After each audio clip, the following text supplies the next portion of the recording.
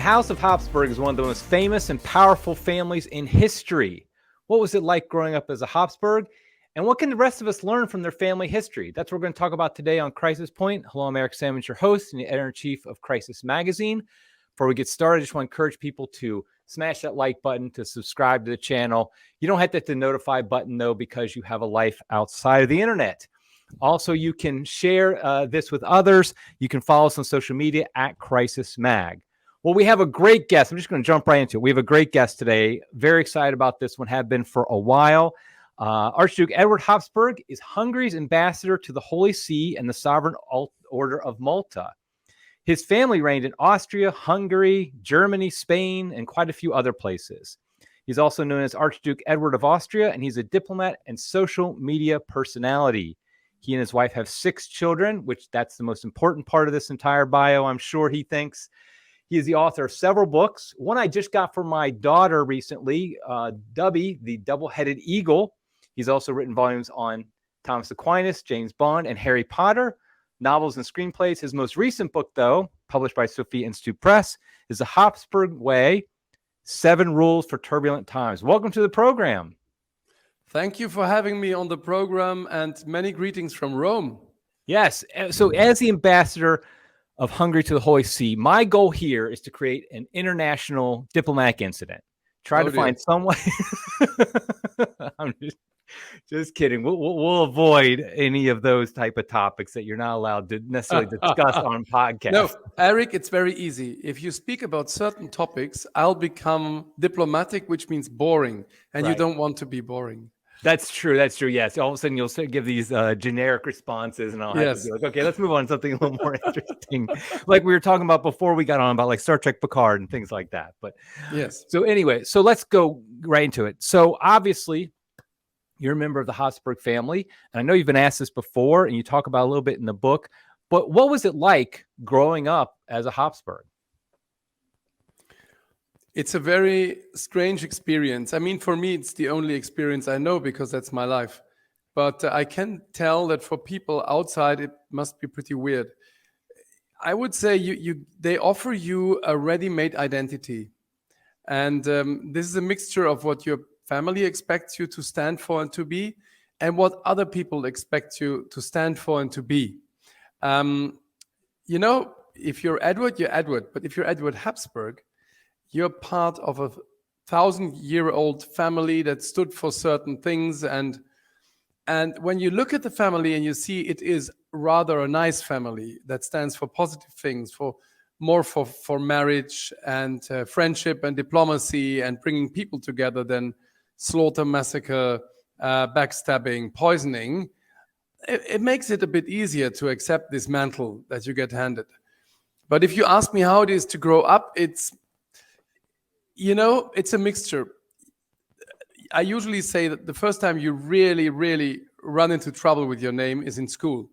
Because in school, the Habsburgs will pop up in history quite regularly because we have been interacting with history from the year 1273 to the 20th century. So nearly in every class, at some point, somebody will mention the Habsburgs.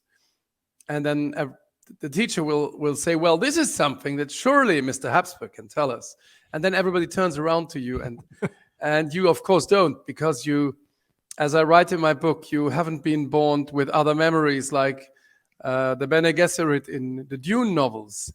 You can't confer with your ancestor in the evening. And so you have to learn it yourself. Now, you learn being a Habsburg by watching your elders. You watch your parents, of course. You learn what they speak about. You watch the walls in your house. Usually there is 1 or 2 paintings of ancestors somewhere in your house, usually bought at an auction, not handed down through generations. Then you have uncles who are famous. I was happy enough as a 10-year-old, 12-year-old to get to know Empress Zita when she was already an old lady. And through meeting someone like her, I could reach back at least 100 years because she, of course, was raised on what was the second half of the 19th century. So, so there's personal encounters. There is listening to your elders. There is reading books. At a certain point, you begin to read books about your family. And then there is also watching what people expect of you.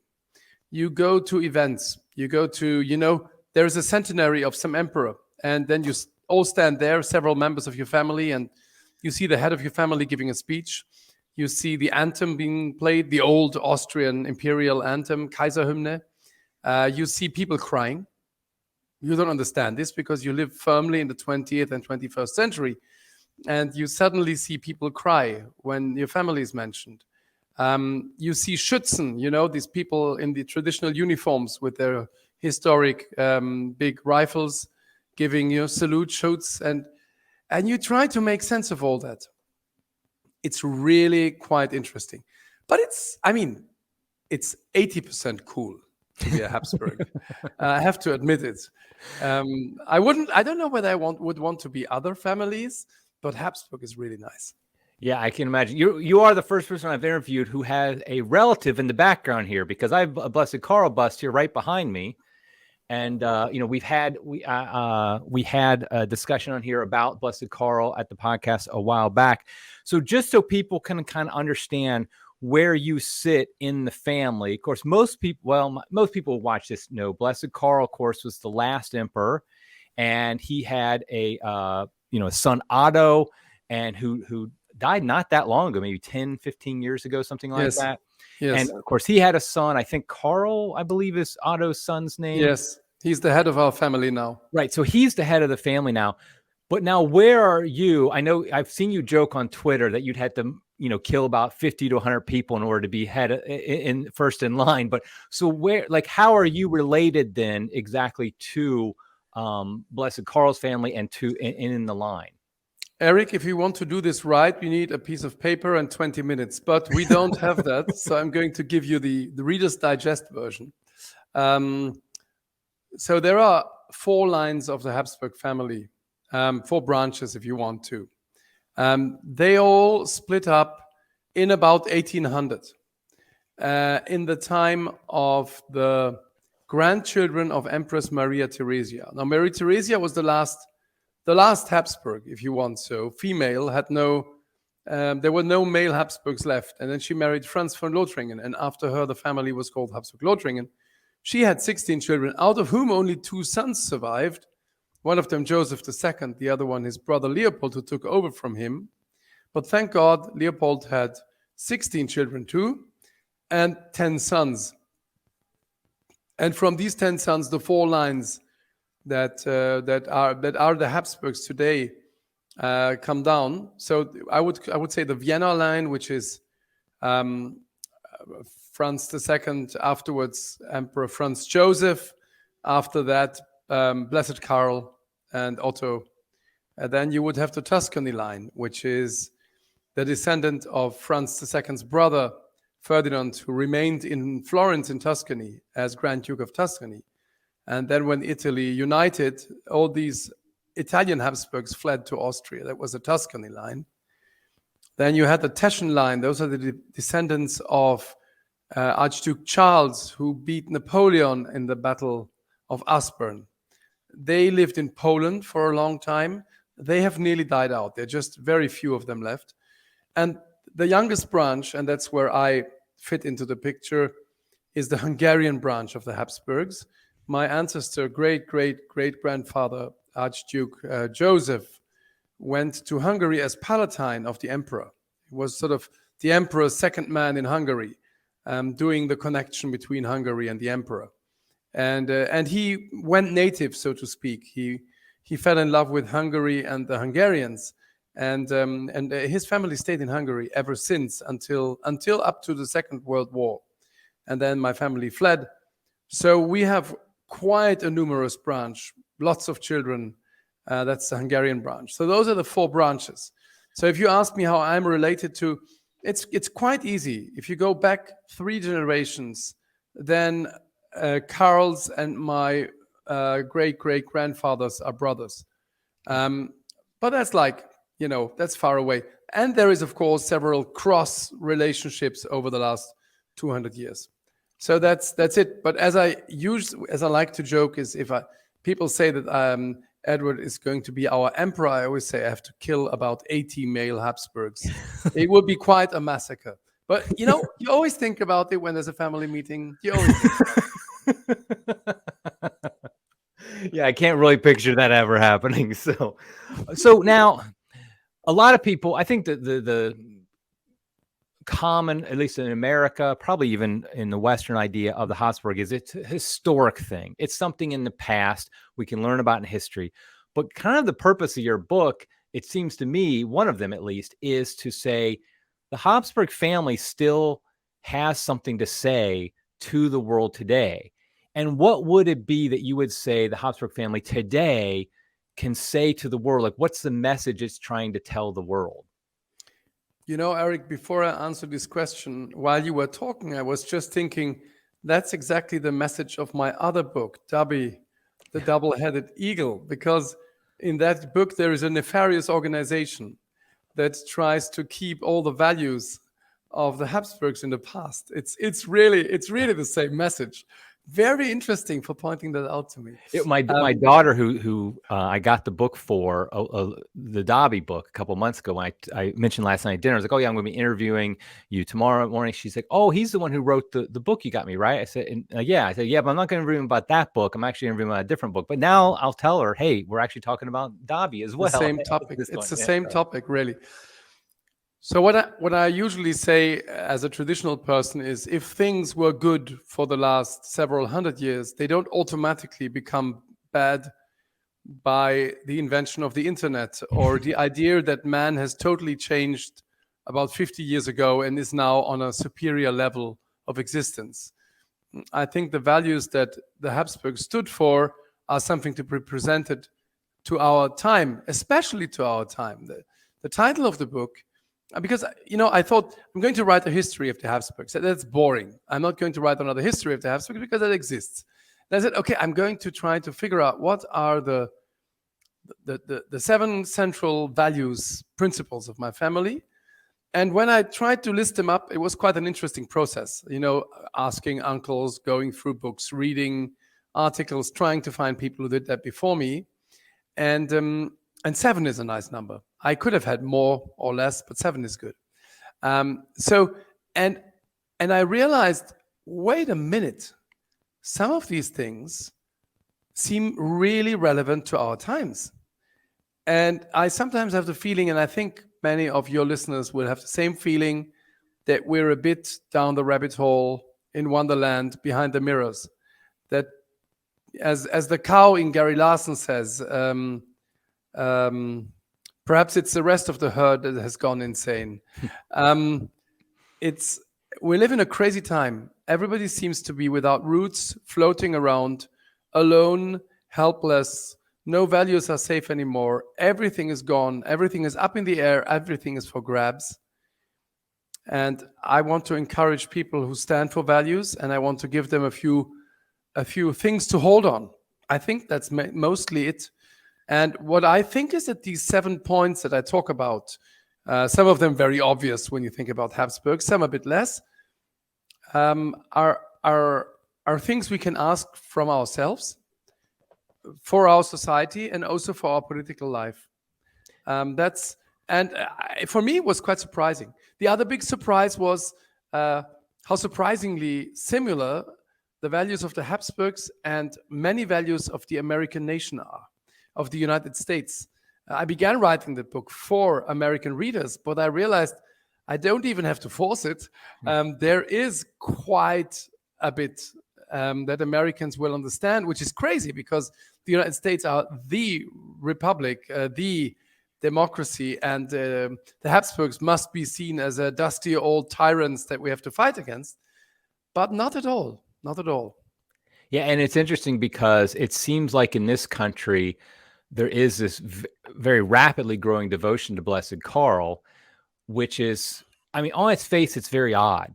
I mean, let's be honest, because like you said, we're the new republic, we're the democracy, all that.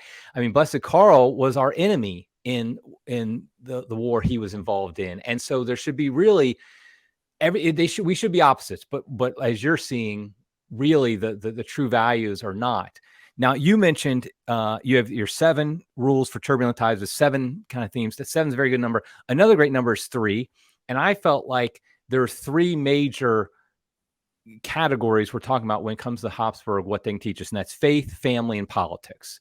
Those 3 areas are very important to the Habsburgs, and I think they are models for us. So I want to kind of go through those as well. Like, so for faith, now the Habsburgs, obviously, Catholic family, in at least generally speaking, and so talk a little bit about the importance of the Catholic faith in the Habsburg family, both historically but also today.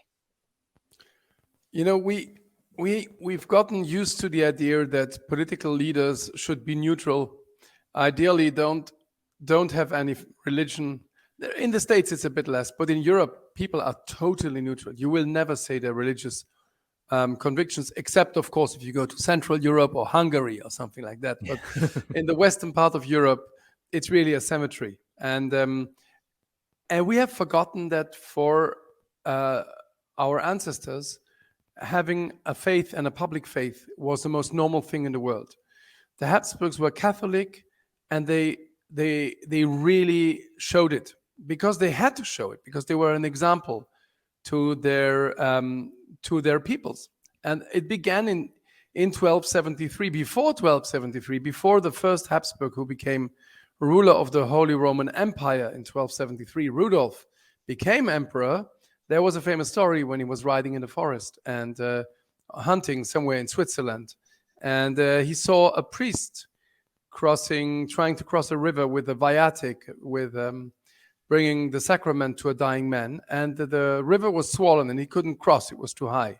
So Rudolf got down from his horse, gave the horse to the priest and says, use it, and to bring the viatic to the dying man. And when the priest came back afterwards and brought the horse back to Rudolf, Rudolf said the famous phrase, "This be far from me that I would mount a horse again that my Lord has ridden upon." And he gave it to the priest as a gift.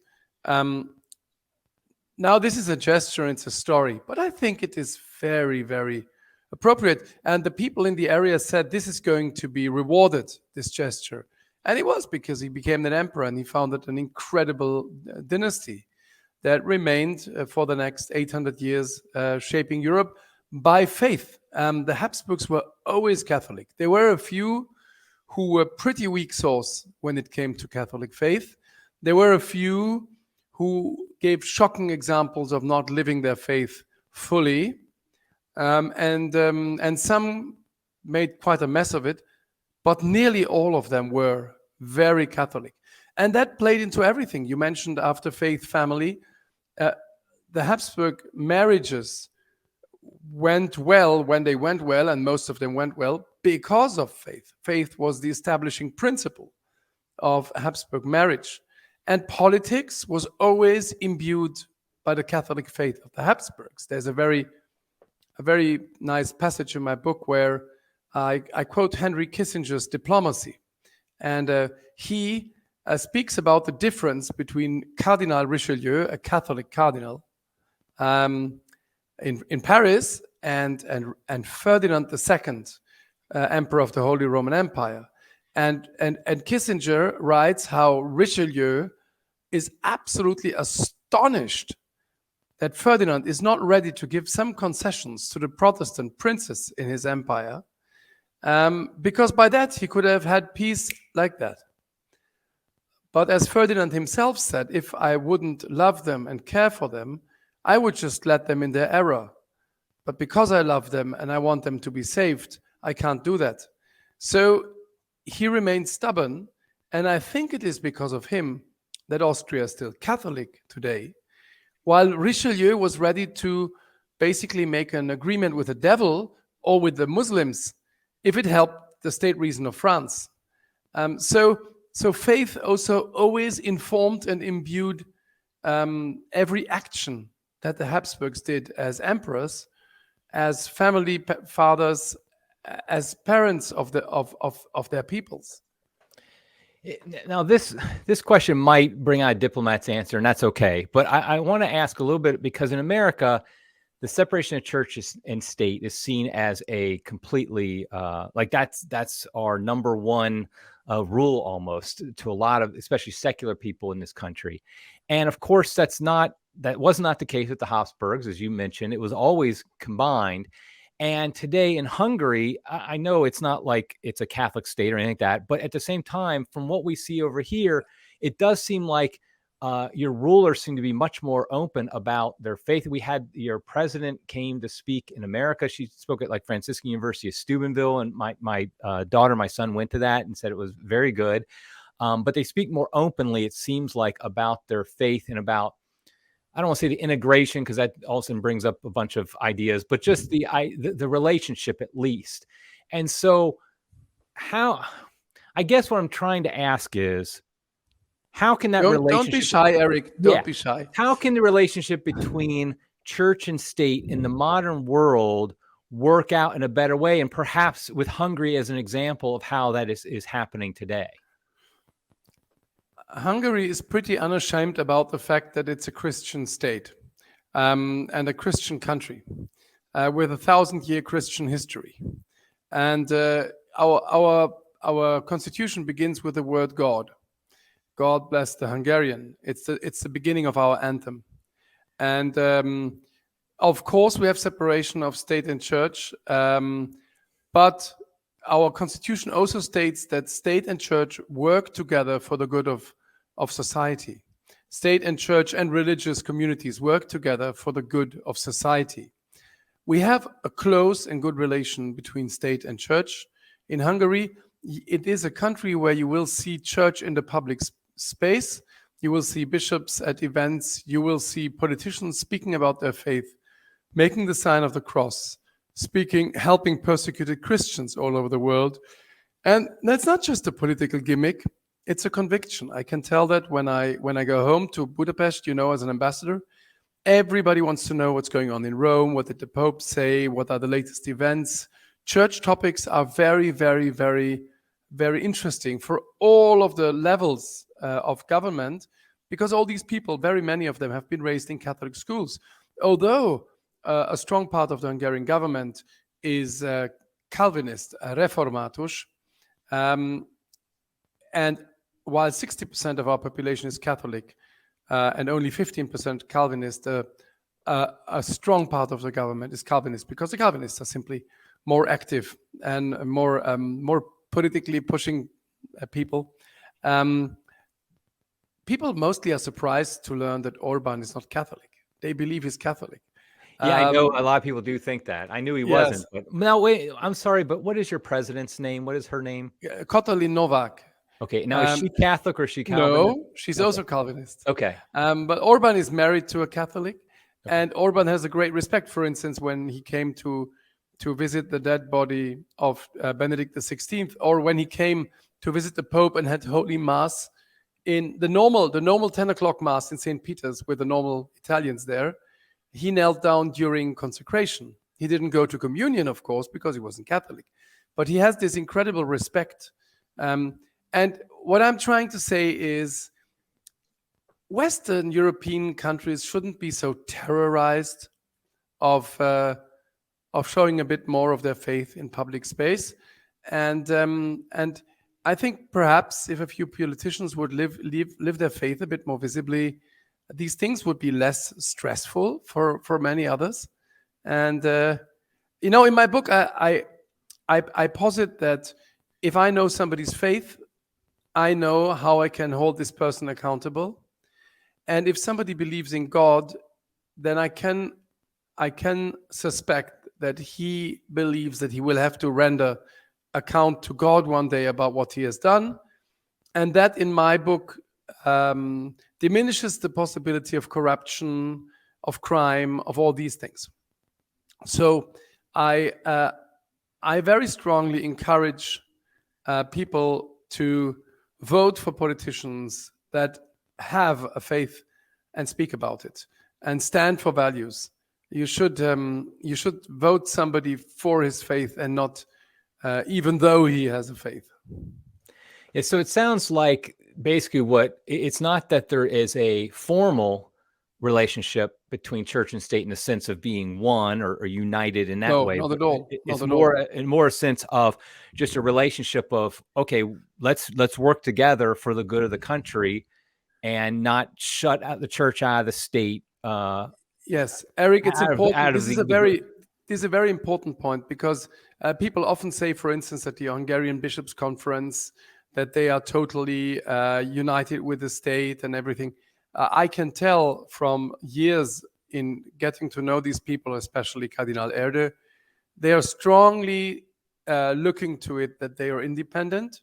They keep their independence. They agree on many points, but they are clearly independent. But they work together very well. We've seen this when we organized the Eucharistic Congress 2 years ago, and now in the preparation of the papal visit, there is a good, relaxed togetherness between state and church, while still knowing that they are two separate things.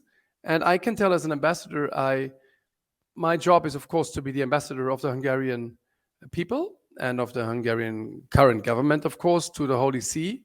But I always have to have one foot in the Catholic Church in Hungary, one ear open to the voices of the Catholic leadership in Hungary. And also I ask the help of Catholic players in Hungary, like Cardinal Erde, if I try to lobby for something around the Vatican. I couldn't do this as a purely secular person. This is where you see that a good relationship, with respect for the differences and with respect for the distance, but a good relationship can be incredibly helpful. Yeah, and so just real quick side note, what is the purpose of the Pope Francis is visiting, for those who don't know, is visiting Hungary in about a week. What is the purpose of his visit this time to Hungary? Well, the first time Pope Francis would probably tell you he didn't go to Hungary. He just went to Budapest, and he just went for 7 hours to go to the Eucharistic Congress in Budapest. He never used the word Hungary when he came the first time in his announcements. And there's some Hungarians were offended and said he doesn't want to say Hungary. But it was because he distinguishes between visits in a town and visit in a country. And at this time, he's going to visit Hungary, which means he's going to come for 3 days. He arrives on Friday morning, the 28th, and he leaves on Sunday evening, the 30th. And he's going to have a huge collection of meetings, engagements, talks, masses. And I think he was always curious about Hungary. He told me in our first encounter for my credentials that his experience with Hungarians was positive in Buenos Aires. And we were lucky enough that the Pope had made his real in-depth experience with Hungarians with a group of nuns from Hungary. There is a Mary Ward monastery near Buenos Aires, and a group of Hungarian nuns had fled to Argentina in 1956. And it was this group that the Pope regularly met when he went as an archbishop to visit a monastery, to say mass, to hear confessions, to eat with the nuns. He always talked to them. And he told me, I've learned everything I need to know about Hungary from these nuns. And I said, so what did you learn? And he said, the Hungarians are upright, good, and courageous people. And I said, wow, that's not bad. Yeah, That's exactly. It sounds like that was some of Hungarians' best ambassadors, those nuns. Absolutely. And they could, of course, they couldn't have any idea that he would be Pope one day. Right. But right. I think he likes people who are outspoken, who stand for their position, who are not afraid or overtly intimidated by him. I had the impression that the meetings with Orban and also with Katalin Novak, our president, went extremely well. I came into the room 3 minutes after the end of the talk. I saw their faces. So I think those were great meetings. But you see, but it's good that we speak about Hungary, because the foreword of the book has been written by Viktor Orban. And Hungary plays quite a role in this book, because the Habsburgs were very strongly, is enmeshed the word that I'm looking for. Hungary and the Habsburgs were a long, complicated, not always love story, but a story of needing each other very strongly, and finally getting to a balance. That, of course, was cut apart then with the end of the First World War. But if you look now, Hungary has 2 Habsburg ambassadors right now, one to the Holy See, one to Paris. There is a joke in Hungary currently, which says Austria lives off the Habsburgs and Hungary lives with the Habsburgs. Because I'm not sure if everybody realizes this. Probably if you're watching this, you've heard me talk about it. But Blessed Karl was the emperor of Austria, but he was the king of Hungary. And it was it's a separate, it's not because we over here, we always talk about the Austrian-Hungarian Empire. That's a common phrase, but really technically that's not true. That's not an accurate title, because he was the emperor of Austria, but the king of Hungary. And so he's the last king of Hungary. And so just talking about that a little bit, I want to talk about family here in a minute, because I know how important that is for the Habsburg legacy, so to speak. But talking about politics, so I'm just going to go there. A number of our listeners, they're very much supportive of like monarchy, restored monarchy. And so is there in the Habsburg like family chats or anything like that, is there ever discussion of maybe one day there's going to be a restoration? Not that you're going to be murdering anybody, but that there's going to be a restoration, or even the idea that a monarchy is and this goes actually back to the historically the Habsburg legacy and history. Is there an idea, a thought that perhaps a monarchy is a good or even ideal political form, or is it basically just a recognition of that's not really realistic in today's world and we're just going to go with what we have? I think the American expression is this a trick question? Yeah. You ask a Habsburg about monarchy. That's right. Exactly. I have to. So this is a complex topic, but also a very easy one. Right now, in none of the ex-monarchies countries, there is a monarchy. So you can always dream about possibilities, but right now it doesn't seem to be the time or the place for a monarchy, either in Austria, Hungary, or in the surrounding countries. However, monarchies still exist. There are monarchies all over Europe. Some of the best countries in Europe are monarchies. And as you can tell by reading my book, I make a very strong case for the positive sides of a monarchy. However, a monarchy has to grow organically. I'm thinking a lot about, people ask me that all the time in the States. Could one state of America become a monarchy? Could a monarchy come back like this? We're in a new situation now. After monarchy has been abolished in countries, how would it come back? It could only come back if the people really wanted that. I don't think you can plop it onto people from above. Doesn't work. And I don't think it will sort of pop up naturally. We live in a world that is far too far away from that. So there would have to be a growing desire by the population for something like that, I think. Right now, as I say, I don't see this. And I also have this idea that if there would have to be a monarchy, and any Habsburg would have to play a role in that, it couldn't be one of these anemic parliamentary monarchies like we have them in other countries. I couldn't imagine a Habsburg being a monarch in a place where you would have to sign every law that your parliaments bring you. Like in Belgium, for instance, where they brought the king a child euthanasia law, the worst euthanasia law in Europe, and he had to sign it because he has to sign everything. Or like in the Netherlands, where the king, as his throne speech, has to basically read what the prime minister gives him and has written. This is not monarchy, in my opinion. Okay, I'm saying unfriendly things. They're doing incredible. I think that they are killing themselves to serve their country. But the situation that they are in is basically they are presidents, but not like the American presidents, more like a decorative element with a crown, and they're on stamps, but they don't have any real power in the countries. And what's the point in having a monarchy if the monarch can't say no to a law? And absolutely no. And that's what you have a monarch because a monarch grows up to serve. He watches his parents rule. He watches his parents deal with the problems of the country. He gets to know every player in the country, the churches, every political party, the fault lines.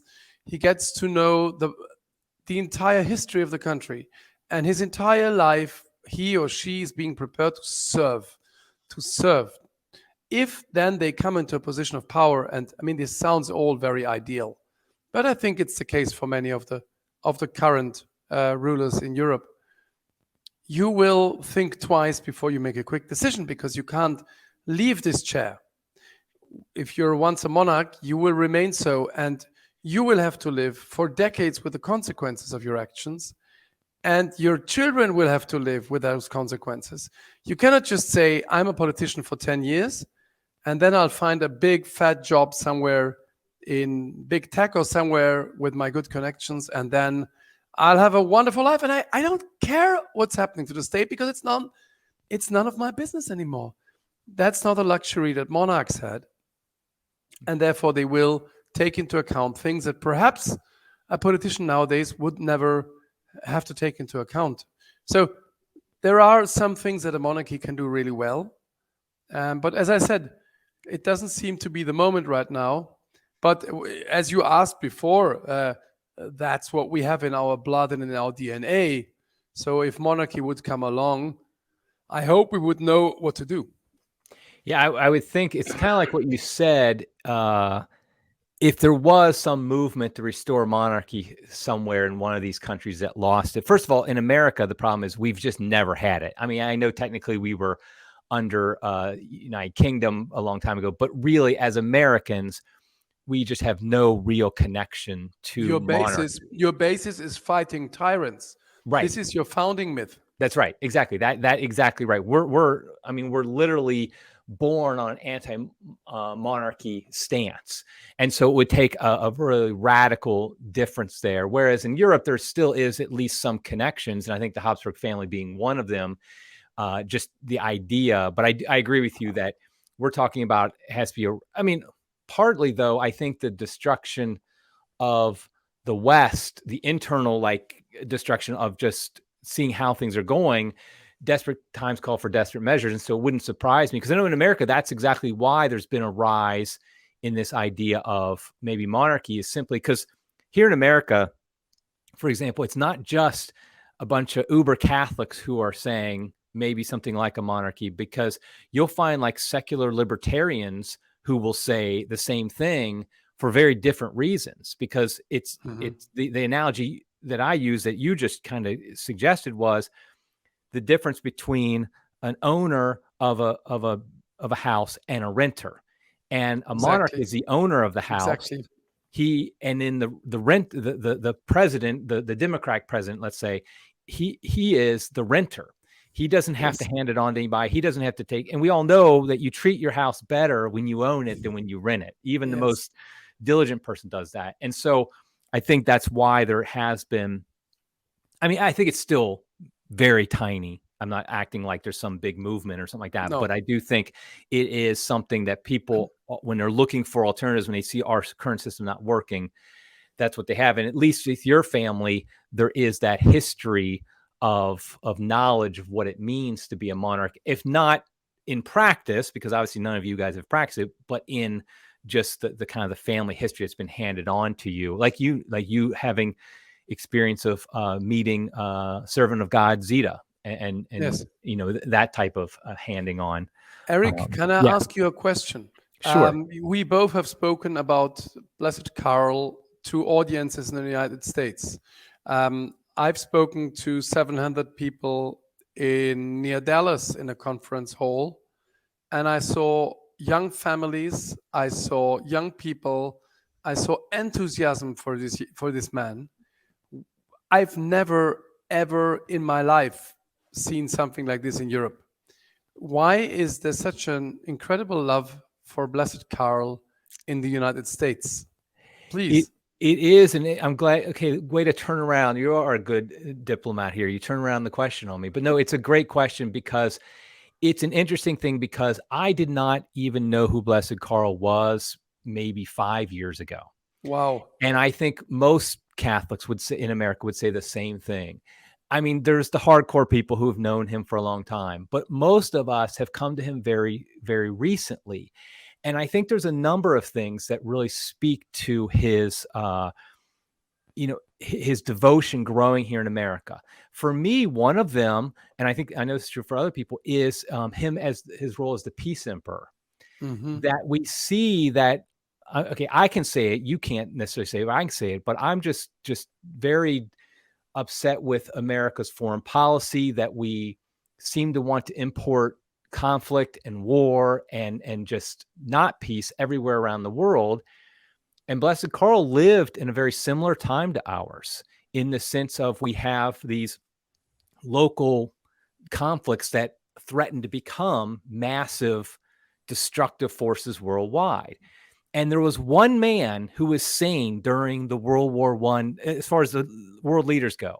It feels like only one of them was sane. I mean, maybe you could argue a little bit on Nicholas II of Russia. He wasn't completely insane himself, but really it was Blessed Karl who was the sane one, and nobody listened to him. And the fact that he was rejected and ridiculed almost increases our view of him, because we meaning those who are trying to speak out against maybe American imperial designs, but also for the faith, we're often rejected and ridiculed by the powers that be. And so was Blessed Karl. And so we looked at him as, okay, this is a guy who was, I mean, I literally found on the internet when I was researching him, he's jokingly called the patron saint of failures. Yes. And I think that's something to embrace, because our Lord Jesus Christ was worldly wise a failure. I mean, he was killed. Absolutely. He was up on the cross. And yet we all know the end of the story. And the same thing with Blessed Karl. And so I also think his deep devotion really has struck a chord, particularly with more traditionally minded Catholics. I found that he has a higher level of people knowing about him and having devotion among traditional Catholics. And I think it's because of his own very traditional. I mean, obviously at the time it wasn't, it was different because that's what it was back then. But just, I think his love of the Mass and of family life and things like that. So I do think it's ultimately, though, I do think it's the Holy Spirit, because it is still a little bit inexplicable why devotion to him has grown so much in this country. It really shouldn't happen by human standards, but yet that's exactly what's happening. Yes. Yeah. So it's a beautiful thing. I mean, I got, like I said, I got right here, I got my holy card that sits right here to him. So it really is something. And so let me segue then into the other thing I wanted to bring up about the Habsburg, and that is family life, because I think that's a big part of the devotion to Blessed Karl. And what is how central is family life to the Habsburg way, so to speak? You speak there about having lots of kids in the book. I mean, lots of kids, marriage, and things like that. How is family central to the Habsburg way? It's totally central. It's totally central. We have this joke in our family that Habsburg is a plural world. There is not one Habsburg. There's always several, and there thousands of Habsburgs have lived over the centuries. Most of the Habsburgs have lots of children. Of course, it wasn't a time before there was, before you could regulate births, and there were families who had 2 or 3 children at that time too. So you had lots of children. Of course, you married quite a lot of them away, of the daughters, but that was not cynical. That was an act very often of peace and of bringing people together. Why was marriage a very central topic for the Habsburgs and marriage politics? Because when Rudolf I in 1273 became the first king of the Holy Roman Empire, he got handed over an empire that was an incredibly complicated juggling game of different nations, different languages, different institutions, laws, dukedoms, kingdoms, and he had to keep peace between them and justice. The way to do this was not by violent force and with armies, the way to do this was by marriage and by alliances. So the Habsburgs were sort of forced into such a situation from the beginning, and then also later in the Austro-Hungarian Empire. It was always several countries with different languages. You didn't have the luxury of one nation speaking one language, which could be tempting to enlarge the power of that nation by attacking neighbors. The Habsburgs tried to keep together, and family is the image of that, And like in a family, you try to respect the single member of the family, the youngest as much as the eldest, the males as much as the girls. So you try to do the same with the parts of your empire. This is the Habsburg way. And I want to write, that's my secret plan for my second book, for the next one, is going to be the Habsburg family book. And I'm not giving it, I'm giving it away. I want to write a book about all the phases of family, from getting married via expecting baby, birth, etc., all the way to, and then give examples from the Habsburg family. A bit what I tease here, but there is so much more, and it can be encouraging for families. So what I'm saying is, I encourage as many people as possible to have lots of children. I can tell this after having had 6 children, having a very generous and very courageous wife. It changes everything. Having a numerous family changes everything. First of all, you can't buy that much. You're not so impressed by advertising. You can't have such a luxurious lifestyle. You have to make choices. But the beauty of the interaction of your children among themselves, especially around the dinner table, which is the place where I always watched astonished at what's going on here and what we've done. And also, family is a place where the state can't put their wires into your brain when you have family. This is a safe space. This is like, how do you call it when you make a circle of wagons to the, where the attackers can't come in. It's a safe space where you can share your values. Nobody can talk into it. It's the most revolutionary and countercultural thing you can do, to have a big family, and it's wonderful. It's absolutely wonderful. It's an experience of faith. It heightens the love between the spouses, and it's the greatest gift you can. I'm just watching now. One of our daughters lies in bed with flu. She's in another town. I can see her talking to siblings here and siblings in the States via their phones, and they make their evening prayers together with her, just to encourage. This is something incredible. I know that if we have an accident and we have an airplane accident and die, my wife and me, they will have each other. They have the strongest net that can catch you is a family, and that's the same. I don't want to paint a rose tinted picture of Habsburg history.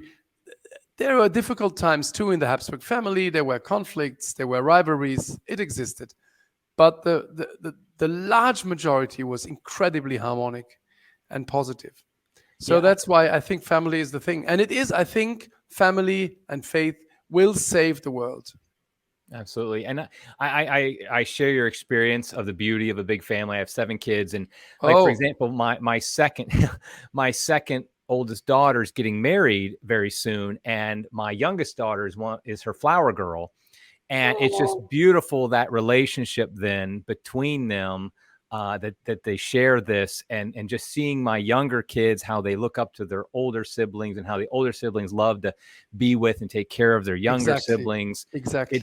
It can't be replaced. And I think one of the things I'm seeing here in talking to you that I didn't really see when I was kind of writing my notes, when I talked about faith, family, and politics, is the Habsburg. What I feel like their genius is that they've combined those 3, they've integrated those 3 together into one life.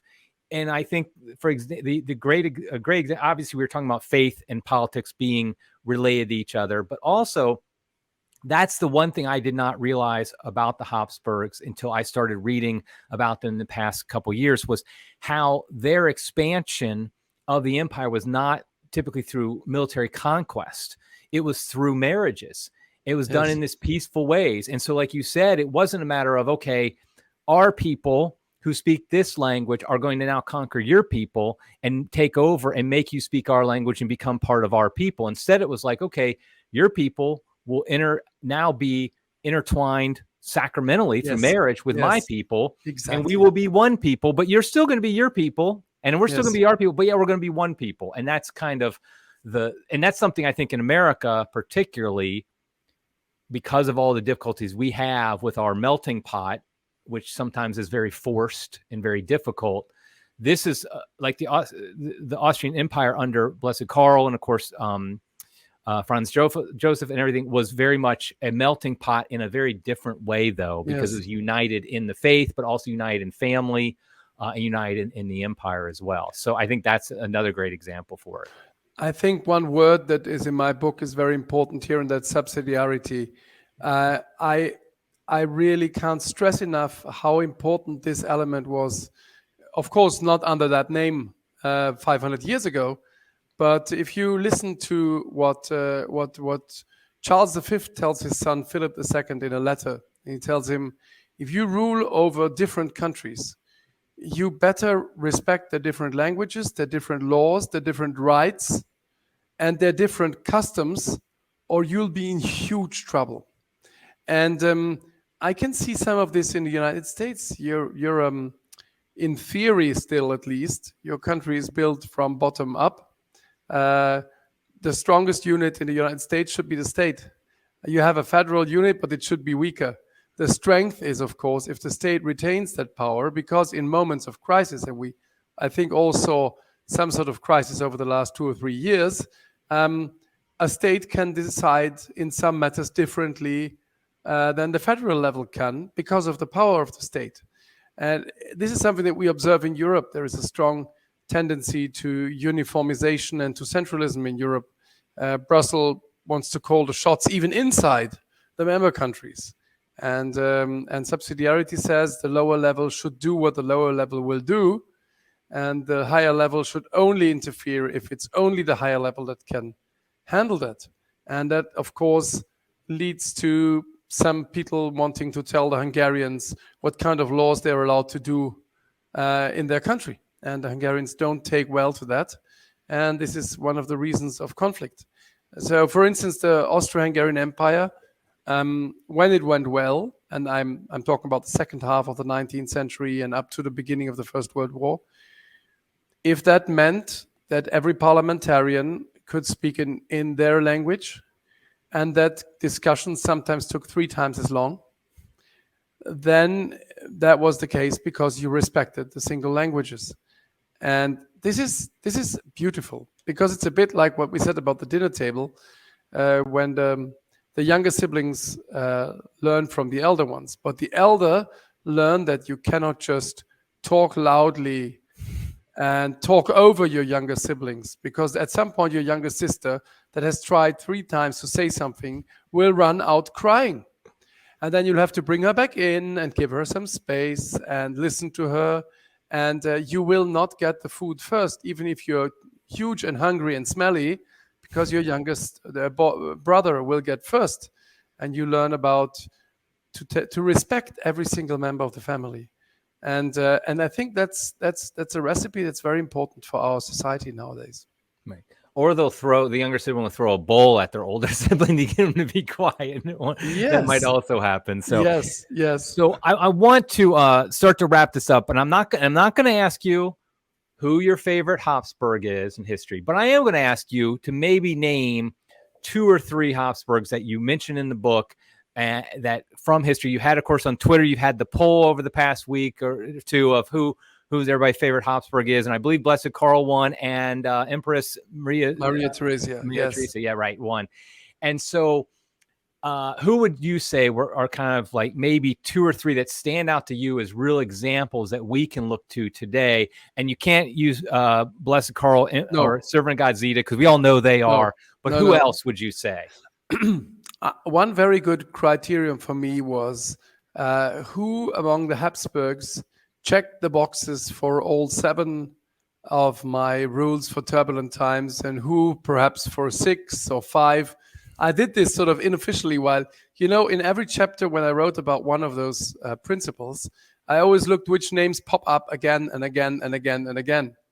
So I would say among my favorite top 3 or 4 are most definitely Emperor Maximilian the Last Knight.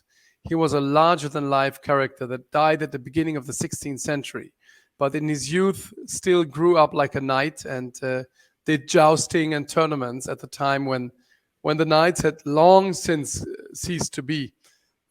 He was a dreamer. He was incredibly strong, agile, a great fighter, a great poet. He wrote several books. He was friends with Dürer. He was friends with all the great artists of his time. He married the most beautiful princess in the world and the richest. And to read that story, you have to buy my book and read that story, the story of Maximilian and Mary of Burgundy, who made it into the second round in my Habsburg championship. At least I'm very proud of that. So Maximilian is definitely. I love Magdalena of Austria. She was a daughter of Emperor Ferdinand I. Just a second. I still have this cold. And she decided she wanted to become a nun and found the monastery. And her father said, no way. When she was young, she was painted by Arcimboldo. And you can Google her image, Archduchess Magdalena by Arcimboldo. He said, no, I'm going to marry you off. You're not going to monastery.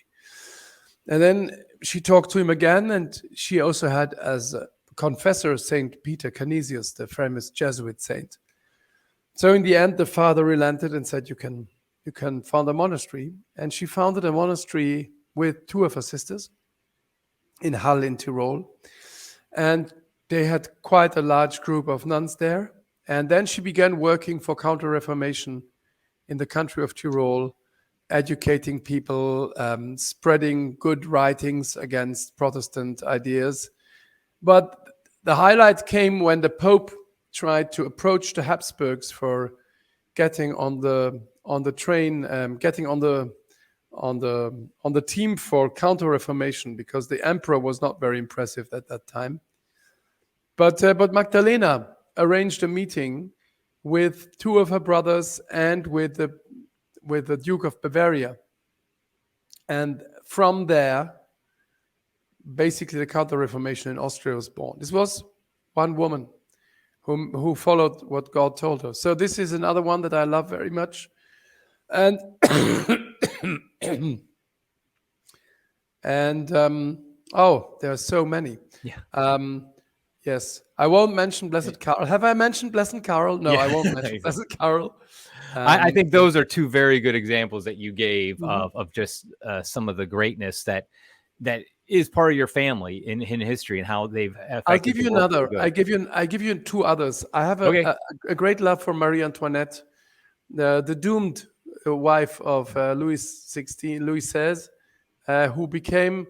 She was somehow a mediocre woman all her life, and she became really great in the last months of her life, where she really grew, and she was a giant at the end. But then Leopoldina, the daughter of Franz II, who was married off to Brazil and became Empress of Brazil, and really enthusiastically took over the Brazilian national idea, and also designed the Brazilian flag, the current one. And whenever I mention Leopoldina on Twitter, there is always Brazilians flocking to and saying, our empress, our empress. So you see, the Habsburg quality also worked when you took a Habsburg and plopped him or her somewhere totally different. Didn't always work out well, like with Maximilian, but Leopoldina is a very positive example. Yes, very much so. Now, do you have any, before we let you go here, do you have any plans to visit the United States anytime soon? Absolutely. I'm going to be in the States in the first week of May, going to land, be 2 or 3 days around Philadelphia after the 1st of May.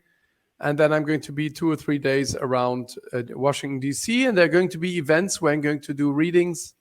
And then I might be in the Nashville area. So I'll have about a week in the States. And how can people find out about your plans and where you will be? Follow you on Twitter? Is that probably the best way? The best way is always follow me on Twitter. I have an active Twitter account. I I wouldn't say I haven't got one unpublished thought, but I I tweet a lot, and I'm still on the level of followers where I can interact and answer almost anybody who writes to me, who reaches out, and I gladly do that. So follow me on Twitter, and you will know what's going on and where you can see or meet me. I'll put a link to Edward's Twitter account in the description so people can follow these. I do recommend it. It's a great follow. It's always fun to see what you're tweeting. I also do like your interaction with people. Like you said, we had the poll over the past few weeks of everybody's favorite Habsburg, and that was very entertaining as well. So definitely follow that. And so when he's in the United States, those who are in the United States, Philadelphia, Washington, D.C., perhaps Nashville, you said, I think that sounds great. People can check you out in person. So that would be great. Yes. And you will also see me on podcasts and other YouTube channels over the next weeks. I love the United States very, very much. You can tell many of my followers are from the States. The book is written for readers in the United States. And yes, I'm looking forward to meeting you in one or any other way out there.